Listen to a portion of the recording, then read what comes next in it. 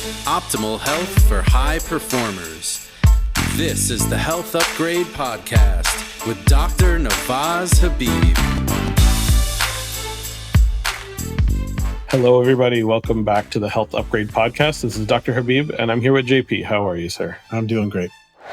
This episode of the Health Upgrade Podcast is brought to you by Truvaga.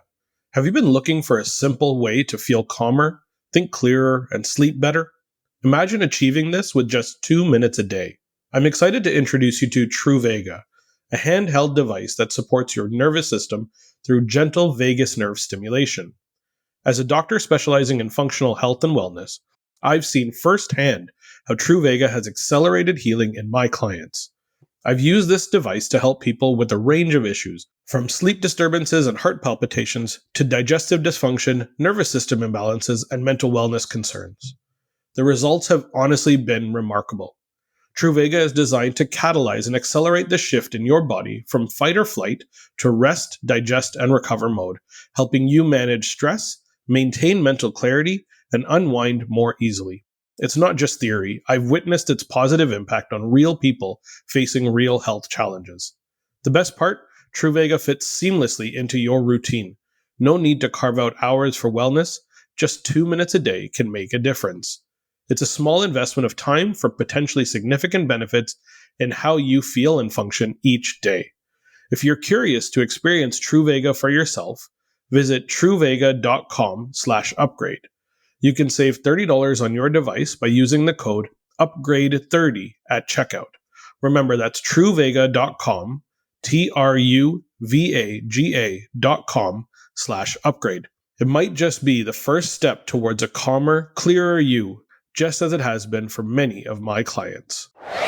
So this is a topic that I think is a big one for a lot of people because of kind of the last 5-7 years. We've seen a big increase in the use of a certain type of medication. All of you know the names of them. Mm-hmm. And these medications are being touted as kind of half miraculous, but noticing that there may be some challenges with them. And I really want to talk about these GLP-1 receptor agonist medications because they have a direct effect on the vagus nerve. The vagus nerve is heavily involved in regulating and signaling GLP-1 signals from the gastrointestinal tract up to the brain. And then from the brain, the vagus nerve is going to have its efferent pathways activated as well. And we know that in North America, we have a pretty significant issue with metabolism. We know that obesity is at rates never seen before. We know that diabetes is at rates never seen before. And that's not even talking about the people in the pre-diabetic and pre-obesogenic states. So what we're going to discuss today, and we're going to have a bit of a discussion with regards to the specifics that drive GLP-1 to be released naturally, endogenously within the body first, and then talk a little bit about the effects of GLP-1 receptor agonist medications on the vagus nerve directly so that you can be informed. This isn't going to be a judgment play on the use of the medications, I don't think, by any means. We may have some opinions, but we're not going to lay them all on you. We really just want you to know the interaction between GLP-1 and the vagus nerve. Any thoughts? Yeah? No, listen, I mean, it is a real problem, and drugs like Wegovy and Ozempic are being prescribed like they're water. Yes. We've seen other drugs in the past that have been prescribed with sort of this reckless abandon. Things like, antidepressant, new classes of antidepressants end up getting used maybe beyond the scope where they should. And it can have negative consequences on people who are prescribed them where it was more irrational exuberance rather than really well thought out clinical assessment and scientific justification. So let's dive in and explain it to people so that people can be their own advocates and see whether or not it's appropriate for them or whether or not there's alternatives that they can rely on. I love it. So let's start with the very basics of the vagus nerve being the 10th cranial nerve, having 80% of its signals coming up from the organs to the body. So 80% of the signals on the vagus nerve are actually afferent.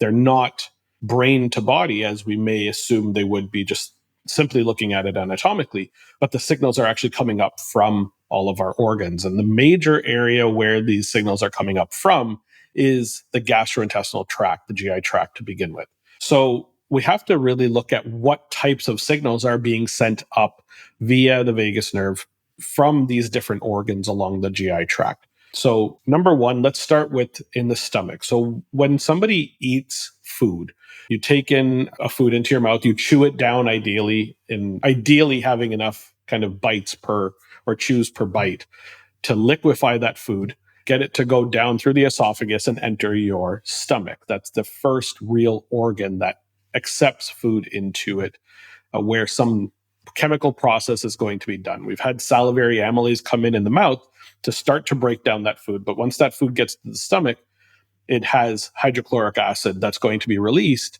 specifically to break down that food into its chemical morsel bits so that you can ideally, when it gets to the intestines, absorb those nutrients in.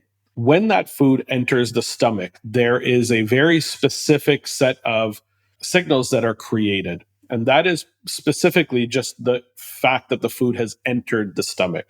There is a signal of tension and stretch that occurs. So a tensioning, essentially, you can think of like a balloon getting filled up with air. You can see that there's a tension that's building up internally within the balloon. The same type of experience occurs with the stomach. A water balloon is probably a better example of this, where you have this stretching that takes place. Now, the stomach is not going to stretch to the same extent as a balloon, but the idea is that it's going to have a tension build up in the lining of the intestines or of the stomach, excuse me. So the stomach is going to have a tension, and then the smooth muscles in the lining of the stomach are going to stretch. There are specific signals that are sent because of this tensioning and stretching component that occurs in the lining of the stomach, which activate vagal sensory neurons, and that actually is activated by GLP-1 release. So this is the first step where GLP-1 is released and activates vagus nerve sensory fibers that make their way from the stomach up to the brain. So just to break that down a little bit, because there's a lot there. Yes. What we're basically saying is that the stomach has the ability to stretch and expand to accommodate the food that goes into it. Most of that stretch actually occurs on an area called the outer curvature of the stomach. So if you think of the stomach, it's got a tube coming down sort of vertically into the stomach, but the output isn't necessarily just directly below that vertically, it's horizontal. The larger portion of the distance from that input to the output is the greater curvature of the stomach. It's highly innervated by vagal fibers. So there are actually devices that try to assist the movement of food through the gut. These are devices like the Medtronic Entera system, where what they do is they put electrodes onto that greater curvature of the stomach and try to stimulate it. The initial thought was, well, we're activating the musculature and trying to move the food with sort of pulsing muscles. Turns out that that's probably not what's happening. What's happening is it's stimulating the nerve fibers, the fibers of the vagus nerve that are there also. And so the electrical stimulation from the Entera system is actually stimulating those fibers. And we'll get into what stimulating those fibers means, but it's vagus nerve stimulation. And then I was just going to say, that stretching, these muscle fibers and tissue that's stretching, it's stretching nerve receptors and nerve endings. And that is the trigger for the signal going up into the afferent part of the vagus nerve, bringing information up to the brain. Very similar to what happens when you take a really deep breath. We talk about diaphragmatic breathing because the same fiber, or not the same specific fibers, but the same types of fibers with these stretch receptors exist in the lungs. And one of the things we know is that deep breathing techniques activate the vagus nerve. So the same way deep breathing activates the vagus nerve, that stretch of the stomach activates the vagus nerve. So the question is, what else happens when that occurs? Obviously, the rate and scale of it happening in the lungs is going to be, the rate will be much higher, the scale will be a little bit lower, but the idea is very similar in that what you're feeling is that expansion of the lung alveoli allowing oxygen in and then pumping the carbon dioxide rich air out. And so the stretch that occurs in the lining of these alveolar sacs is going to be signaled up. And so you feel that stretch. When you take a nice deep breath, you experience that stretch. You may not feel it to the same extent as muscles. You don't have that same sensation, but it's the same idea. The similar idea occurs when you eat a large meal and you feel a stretch or a satiation in your stomach.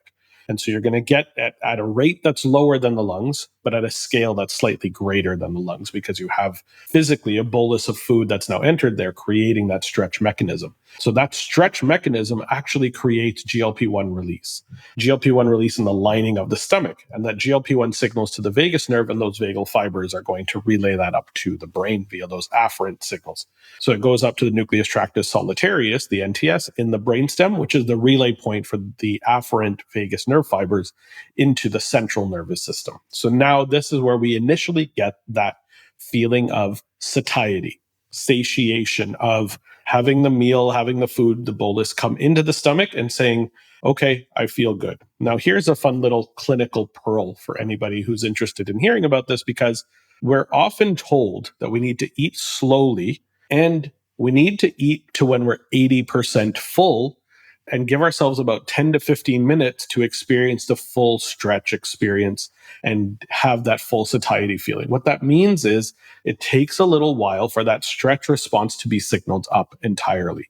A low level of GLP-1 should generally be, in an optimal sense, released, triggering those vagal signals, and those vagal signals come up. But it takes a bit of time to consciously note that you're at that level. Okay, so there is some old world wisdom here that we need to kind of take into account to say, oh, this is the science behind it. The signals that are coming up from the stomach to the brain are not as fast as other signals sent via other nerves in other areas of the body. So keep that in mind. And there's a second reason also, which is, and we're about to get to it, I think, which is the second way in which that satiety signal gets sent back up in the brain. We've talked right now so far mostly about the stretch receptors and how those stretch receptors activate this signal with the release of GLP-1 and your sense of satiety that you get in your central nervous system. And sure, you've been really hungry for, maybe a couple hours, and you feel quote unquote ravenously hungry. So you sit down and you start piling food in your face, and you don't stop to eat more slowly to allow yourself to have that signal. But there's a second signal that can also be sent, and that's a chemical signal that occurs as some of the food stuff, especially protein, comes in contact with another set of receptors in your digestive system, and that's a little bit lower, where it's measuring the levels of certain nutrients. You want to explain that to everyone? Yeah, absolutely. So as that food bolus makes its way out of the stomach on the lower flexure area and enters into the intestinal tract, the small intestine, specifically the duodenum, ileum, and cecum area, those areas are going to get that food bolus, and it's going to enter and go through this incredibly long tract of the small intestine initially. Now, within the small intestine, we have to note that the small intestine, the outer layer or the inside layer of the intestinal tract is very, very thin. It is literally one cell thick. There is interstitial tissues that occur deep to that, the mucosal pathways that are below or deep to the initial cell, but this is a one cell thick barrier. It's very, very thin. It's primarily epithelial cells, but there are other cells here, and those are the cells that actually take in the signals of what's happening within the gut, within the microbiome, and the nutrients themselves that are making their way across or that are showing up, that are present. Now, one of those types of cells are called L cells, L as in the letter L, and these are specifically enteroendocrine cells, EECs. Now, these enteroendocrine cells, mildly differentiated from other types, there's neuropod cells, there's other types of cells. They all have receptors in the lumen of the intestine where the food is making its way through, and it's signaling or it's identifying what is coming in, what nutrients are present in that food that's coming through the lumen of the intestinal tract. They're signaling in, and there are specific nutrients, in particular amino acids, JP, as you mentioned, and the primary amino acids that potently stimulate these enteroendocrine cells are glutamine, valine, phenylalanine and tryptophan, arginine, and glycine. These are the primary amino acids that when the enteroendocrine cells experience their presence, this stimulates GLP-1 release into the submucosal tissues. That GLP-1 that's released in the gut lining then signals these chemosensory receptors on the vagus nerve afferents. The enteric nervous system, the nerves that are present there, relay through those cells into these vagal afferents saying, hey, GLP-1 is being released because we have enough of these amino acids present. We're going to be pulling these nutrients in. That GLP-1 should now activate the vagus nerve, and the vagus nerve can signal up to the brain that these nutrients are now present, and we will be absorbing these nutrients into the bloodstream effective immediately. Okay, so that's the second step where these specific nutrients then signal a greater dosage of that GLP-1 endogenously released in the intestinal tract. Anything there? Yeah, so let's talk about, we've got the two main mechanisms for activating the release of GLP-1, but there are things that can inhibit the release of GLP-1. And so we talked about the pace of your eating to give your brain a chance to sort of recognize that the GLP-1 has been released. And the second is to make certain you're eating enough protein and enough of these amino acids that you'll trigger that secondary activation of GLP-1 in the upper intestine, which is, these receptors for amino acids. Now, when you eat various different things. You eat carbohydrates, you eat fats, and you eat protein. Okay. When you eat carbohydrates, and that has a tendency to increase the inflammatory mediators, inflammatory cytokine expression, and overall systemic inflammation. Whereas when you eat protein, you have typically a very low level of inflammatory activation. And fats, especially the healthy fats, you have zero increase in inflammation. When you eat carbohydrates, sugars, pasta, bread, things like that, you are not giving your enteric sensory network, which is the brain-gut axis or the vagus nerve, you're not giving it a chance to function in a way that allows that GLP-1 to be released effectively. So one of the most important things is to downregulate inflammation. This is why, or one of the two reasons, because I'm going to give you the second reason in a second, this is one of the reasons why people who go on low carbohydrate, high protein diets oftentimes find themselves not hungry for extended periods of time because they have such a large flux of these amino acids.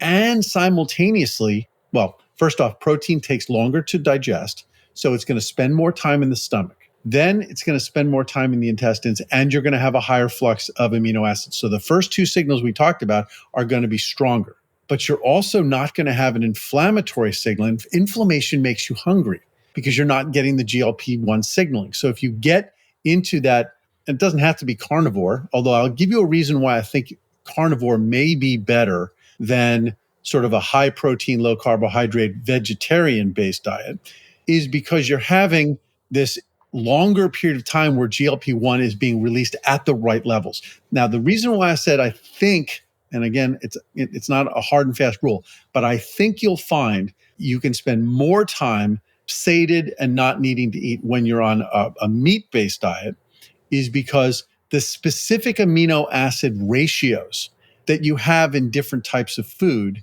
may play a part of this. The amino acid profile of what's in vegetable protein versus animal protein is different, and different enough that I suspect, I don't know this for a fact, but I suspect what you'll find is that if you want to maintain satiety longer, meat-based proteins are better than vegetable-based proteins.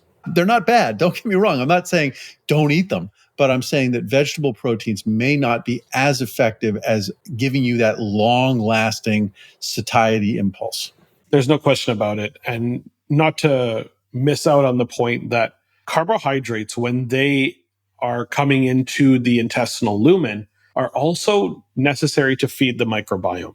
And the choice of carbohydrates, for those who aren't choosing to go onto a carnivore style diet, you want to have maybe more of a Mediterranean style diet.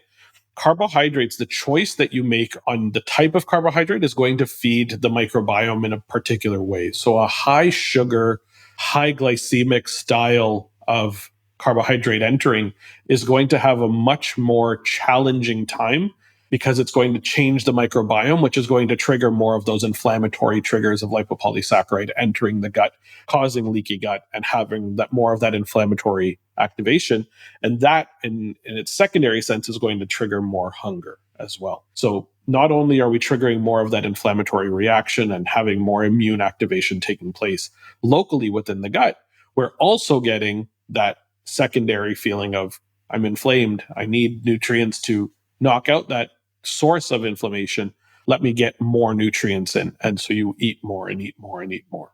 And that's a vicious cycle that a lot of people are stuck in. Yeah. And unfortunately, the other piece of it, and we haven't touched on this yet, is that while amino acids are a potent trigger for GLP-1 release, there are sensors for other things, minerals and, other types of fats, et cetera, that are in the gut as food transits. All of that stuff has to be absorbed.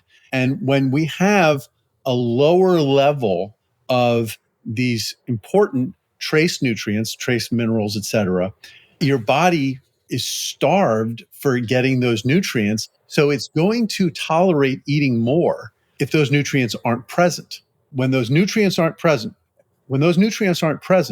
your gut is not going to be releasing GLP-1 because it's being told not to. Okay, because it's being told, hey, the body needs these other nutrients. We're going to tolerate taking in more calories. We're going to take in more food. You're going to not stop eating because you're sated. You're going to continue to feel hunger just to get those nutrients. So a lot of processed foods have low nutrient density. When you eat whole foods, and again, I'm pitching the carnivore diet here, apparently, not unintentionally, but when you eat foods that are really rich in these minerals and other trace nutrients, and meats are very good and very, very high levels of those, you end up not needing as much food. You're not getting that signal that says, hey, you got to eat more. I didn't get enough magnesium. I didn't get enough potassium. I didn't get enough sodium. I didn't get enough of these other things. And if you're getting to that point, I think it's really also important to note a high protein style diet generally is lower in carbohydrate or lower in calories. Okay. And there's a really great book on this. I forget the exact name of it, but it's essentially this ratio of nutrient density. I remember we had the author of Nutrivore on, Dr. Sarah, and we had a really great conversation with her. Nutrivore is kind of this concept of the amount of nutrients that come in based on relative to the number of calories. And there's another one by Dr. Ted Neiman, I want to say his name is. And essentially this whole idea of protein and caloric density kind of follow one another. And so when you want to have a high protein, low calorie style diet, that is generally the one that's going to be the best for you. You don't want to necessarily be on a diet that's high calorie, low protein density. So it's calories per gram of protein is really what you're kind of looking at from a ratio perspective. Take a look for that book if you're really interested in digging into the science on that. But the idea is protein is necessary to create not only the satiety reflex, but to help trigger that GLP-1 release. And if you're going to go to carbohydrates, I want you to just be aware, and JP, I think you'll agree with this, if carbohydrates are part of your diet, make them whole food carbohydrates, unprocessed, high fiber. Feeding the microbiome is kind of the whole idea here, but you want to minimize those processed sugars, processed carbohydrates. And if you're looking at the package of some processed food and you see the total amount of carbohydrates, the total sugar, you can subtract out of the carbohydrates, you can subtract out fiber, because even though fiber is classified as a carbohydrate, it's not what your body actually gets from fiber. And we've talked about this before, but just for the people who haven't listened before, and this is their first time listening, when you eat dietary fiber, yes, it's a gram of carbohydrate, but the carbohydrate isn't broken down by your body. It's broken down by the microbiome and converted into typically short chain fatty acids like butyrate. And that's really, really valuable for your body and from your mitochondria, because it's an alternative fuel source that's much more efficient and much more healthy to burn. Now, burning sugar is, unless you're about to go play a basketball game or a soccer game or you're going to run a marathon, sugar is really not the best type of fuel for you. It's fatty acids. But with that said, let's now take a step back and say, okay, you've got a level of GLP-1 that your body releases to tell you you're sated. When you eat the proper foods in the proper timing and you eat it, and you allow yourself to get the full benefit of that signal, and you're not inflamed and you're not suffering with, other issues that might disrupt that GLP-1 release, you're going to eat an amount of food that really balances your energy take. Your output versus your intake is going to be balanced. You're going to find yourself losing weight and becoming healthy. The problem is when you eat the bad foods and when you eat things that are disrupting your natural GLP-1 levels, what you need, or what doctors and pharmaceutical companies are telling you need, is you need to forget about changing your diet. Forget about how fast you're eating. Forget about all the things that you could do. Let's just give you more GLP-1. It's sort of the same strategy that they do with diabetes. You don't have enough insulin? We'll just give you more insulin. Damn the consequences of having too much insulin in your bloodstream, which can be pretty consequential. Okay. So what they're doing is they're saying, we're just going to give you more GLP-1, which will make you not feel as hungry and therefore you won't eat as much. Now, in the long run, that's probably pretty good in terms of getting you back on track. But the sooner you get back on track and get off those medications, the better. Because, and I'm sure there's pharmaceutical, representatives that are probably tearing their hair out hearing that. But the truth is, the longer you stay on those drugs, the worse they are for you. They have a lot of negative side effects. And so, they're not labeled for use more than 3 months. And yet you've got people on them for a year or 2 years. Oh, more than that, for sure.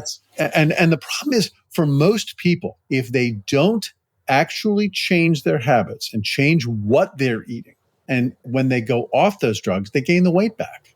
And that's the last thing you want to do. You want to change your diet and change how you eat in such a way that you're not going to need to be on these drugs indefinitely, because that's not healthy. I think that's the key point here. Is a lot of people are going to be on these medications, and a lot of people that are listening to this episode are going to be taking these medications, and that's okay. Mm-hmm. Where the issue comes up is, don't allow yourself to become dependent on these medications in order for you to have the habitual kind of standing on the scale number that you're kind of looking for. Don't let that be the driving factor. Let yourself use it as a tool if you are not experiencing any of the negative side effects, to allow your body to enter that state of satiety more readily and more regularly. Now, when it comes to the receptor agonist medications that are out there, we're talking the Ozempic, Wegovy, Mounjaro, and this is not GLP-1 only. Mounjaro and all of these other tirzepatides and whatnot are GLP-1 and GIP. They're a combination. And these are different incretin hormones that go in and signal the satiety and the experience of getting these nutrients in. Now, the real question that we have to have is, why are we not endogenously producing enough GLP-1 to begin with, right? What is causing this to occur? I think there's a few different factors that are causing this in the first place. Number one, we know that our foods are significantly less nutrient dense than they had been in the past. We're eating way more, particularly in North America, but around the world, portion sizes are rising. It has to do with the fact that we're not feeling as satiated, so we eat more, and that eating more is causing the experience of higher calorie intake and not enough nutrient density getting in, because the food choices that we're generally making are not as good. Secondly, stress levels. We know that stress levels are through the roof for a lot of people. We're constantly bombarded with the dinging phones and the new email and this text message and that TikTok trend or whatever. Leading to inflammation. It It's alone all is leading to it. Exactly. So these stressors, these constant bombardments of distraction to our mindfulness, to our ability to stay consciously focused on what's happening inside our bodies, I think that is a major contributing factor to this as well. Inactivity is a really big point too, because although we've been talking about, the effect that food has as it's transiting the digestive system, when you engage in exercise, I mean, when was the last time you went out and if you're an exercise enthusiast, when was the last time you went out and started a run and you decided to do it before eating? So maybe you felt a little hungry when you got there. But when you got 30 minutes into your run, you're not hungry, okay? Your body is sending satiety signals to your brain to just basically push hunger away from you. And the reason is because you're actually activating a hormetic sympathetic activation. When you're sympathetically activated, your stomach stops. You're not in a rest digest state. Yes, exactly. When you're in that rest, digest, and restore state, yes, you'll feel hungry and then you'll feel sated.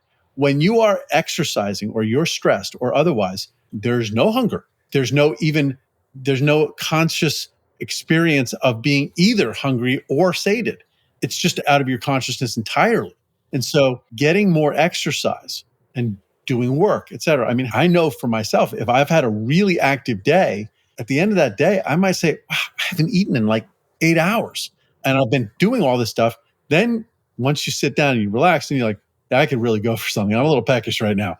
I need some food. And generally you're driven towards something that's protein rich and nutrient dense, right? That, funny enough, that is a very common reaction when you are active because your muscles are now craving more amino acids, more of those tools to help support its energy capacity needs. So you're generally going to be driven towards these healthier style foods to begin with. You don't generally feel the need to have, carb rich, sugar rich processed foods after a workout for most people. And I know for me, I don't run, but when I cycle, when I go to the gym and do weight training for at minimum 2 hours afterwards, I have zero hunger. It takes me a while to get to that point. Now, that said, I love my coffee in the morning after I've had my workout, which is great, but that's my personal. We will all find a pattern that works for us, but most people, you'll know, don't feel particularly hungry following a workout, both cardiovascular type, like a training type workout or a weightlifting type workout. It usually takes a little while to experience the hunger feeling to come back up. For sure. Now, when it comes to these GLP-1 medications, one of the best practices that I think people can implement is to not use it as the cure or as the end-all be-all. Allow it to be a tool in the pathway to those habit changes, to improving your physical endurance capacity, to weight training capacity, to slowing your dietary inputs, slowing down how quickly you eat. You'll often notice these things. One of the big reasons why you lose that weight is because your stomach is actually slowing down and how much it can actually handle and how quickly it can pump that food out. This is part of the negative consequences when it comes to gastrointestinal function being compromised by GLP-1 medications. You'll also potentially see things like resting heart rate increased. If you're wearing a wearable health tracker, you'll often see when you're on GLP-1 medications, especially if they're a weekly dose, especially for those first few days after you've taken your weekly dose, your heart rate is higher.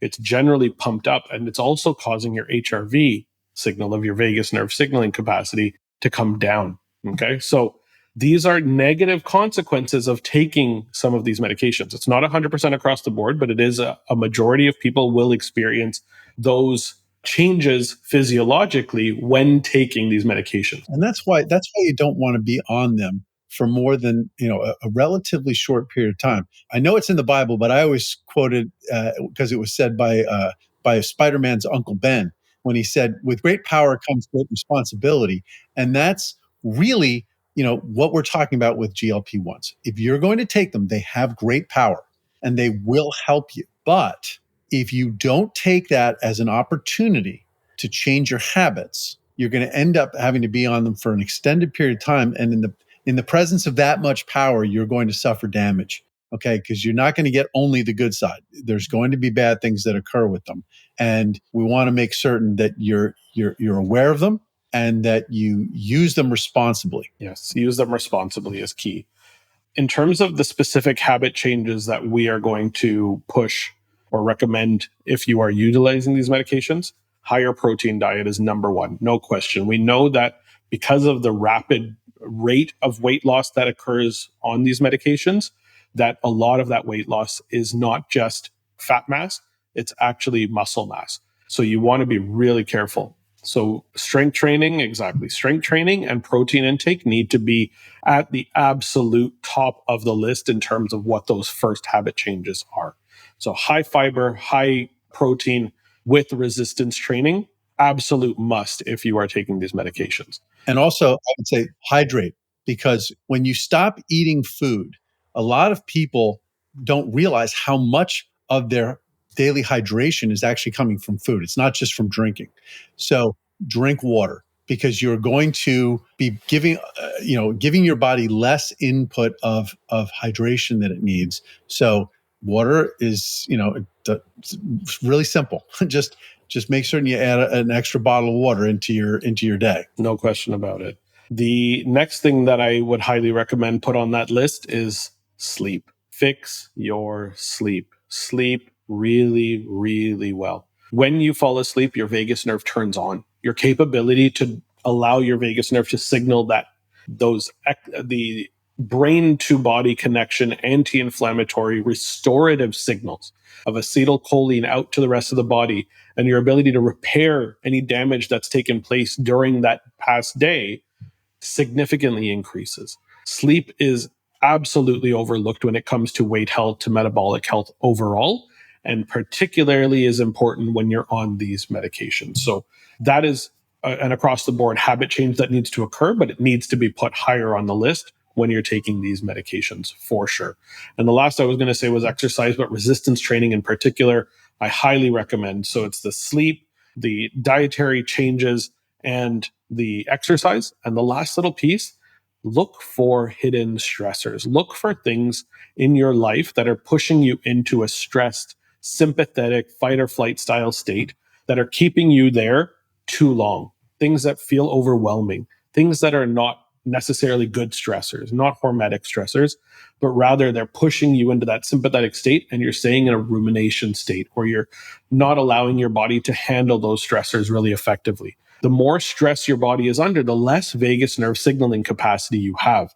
And GLP-1 signals through the vagus nerve. If your vagus nerve is not capable of sending those GLP-1 signals, your body is asking for more GLP-1, when in reality, that's not what's happening. Your vagus nerve is just incapable of sending the signals effectively. There's too much inflammation, there's too much breakdown at the gut lining, and the GLP-1 signals are not making their way up because the vagal tone has been pushed into a hyperinflammatory, less functional, hypersympathetic state. And this is where vagus nerve stimulation with either implants or with external devices or with practices like deep breathing and meditation can really help people lose weight. One of the early observations of what vagus nerve stimulation could do for people in the clinical studies, they were studying it for other things. They were studying it for epilepsy. I always find those to be the most compelling findings in clinical studies because, pharmaceutical and medical device companies, they can design their clinical studies to produce the outcome that they're looking for. Okay. It's almost like a designed-in bias of the study. But when you find something that nobody was anticipating finding and nobody was thinking about, and it just sort of happened, to me, that's like the purest scientific evidence that something is real. And this is what happened with the very earliest studies that were conducted in epilepsy and in depression with vagus nerve stimulation was they found that people lost excess weight, that they were losing weight. In fact, the company that developed the product spent a significant amount of money pursuing an obesity indication. And I won't get into the reasons why that study actually ended up failing, but I think that was more a function of the demands that the FDA put on them.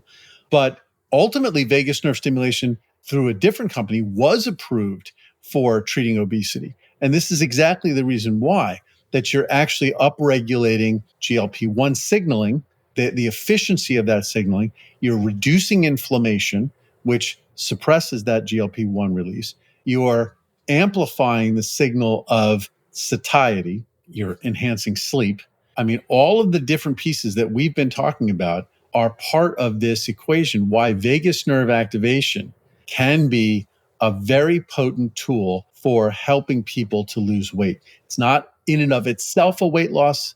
It's not like it's going to do a liposuction on you, but it is going to enhance your capacity to lose weight. And so I highly encourage people to adopt either practices that allow them to enhance their vagal tone or to get a vagus nerve stimulation device and use it. Obviously, you know that I was deeply involved in developing one of them, but across the board, vagus nerve activation is really beneficial for handling your metabolism and helping you lose weight if you're looking for it. I don't think we can end on anything better here. We've kind of touched on all the basics, but all the necessary pieces of what GLP-1 is, how the vagus nerve signals GLP-1 up to the central nervous system, allowing us to have that input and for the central nervous system to relay positive information out. We know that there are positives to GLP-1 medications. They've been shown to reduce risk of cardiovascular events and, numerous other conditions, brain function issues, right? Yeah, neurodegeneration is decreased. Alzheimer's risk, Parkinson's risk is actually decreased when you're taking these medications, but that doesn't mean that it's all good as well. If it can be a tool in the pathway towards enabling you to feel stronger, healthier, and more habitually well, that will then allow you to enter those states more effectively. And I think that's where the takeaway is for me. Yeah, for me, it's a teaching tool. It should teach you what is healthier for you. The reason why it's having effects on protecting you from neurodegenerative conditions is because it's downregulating the amount of insulin that your body needs. Okay. Insulin, high levels of insulin is a direct contributor to neurological problems at older age. Since you can't stay on the GLP-1s forever, you really shouldn't. You have to use it as a learning tool that says, okay, now that I've lost the weight and now I understand a little bit more, what can I do? And my last plug goes back to exercise. You're absolutely right about resistance training. If you're going to be using these things, you have to do some, increase your protein intake and do resistance training. But don't sacrifice doing the aerobic weight loss, weight burning activity, because a lot of the benefits that you get from those types of exercise have to do with your mitochondria and increasing the concentration, the number of mitochondria in the tissue. And that what's called biogenesis, mitochondrial biogenesis. You want to trigger that. You want to have as many mitochondria as you possibly can in that tissue because it's really efficient at burning calories, even when you're not exercising, even when you're not, just it's metabolically stronger. And then, and you can take advantage of that actually. We should do a whole episode around uncoupling and mitochondrial uncoupling. And that basically is the process by which you convert the energy creating process away from making ATP and turn it into just generating heat. One of the reasons you talked about is like your body temperature goes up. If you want to lose weight, really easy way to do that is to force your body to maintain its body temperature, with more energy and raise. And so cold therapy works really well in situations like that, right? That's why the shiver response triggers that biogenesis. And we can get into that. Even non-shivering. That thermogenesis, turning white fat into beige fat and then brown fat, that's really healthy. So we'll do a whole That's the mitochondrial stuff. I love that. This is a wonderful episode. I'm glad we did this one. Keep in mind, we will, in about 6 months from now, have a wonderful guest on, Ashley Koff, who is writing a book on GLP-1, including a ton of research on vagus nerve work as well as part of the GLP-1 signaling capacity up to the brain. And we will have her on to dig into this topic significantly more. She's a great friend of mine, so I'm excited to have her on in the near future. So I'm looking forward to that, for sure. I think this has been an awesome episode for anybody who got to this point. Share this episode with anybody who you think could utilize this information, whether they're metabolically unfit or they're dealing with being on these GLP-1 medications, and they could use a leg up to understand what it's doing and how to optimize the use of these medications in the short and long term so that these changes can actually be sustainable and so that you don't become dependent on these medications. So please share this episode with as many people as you think could utilize this information. I hope you learned a lot here, and we'll catch you all on the next episode of the Health Upgrade Podcast. Have a good one.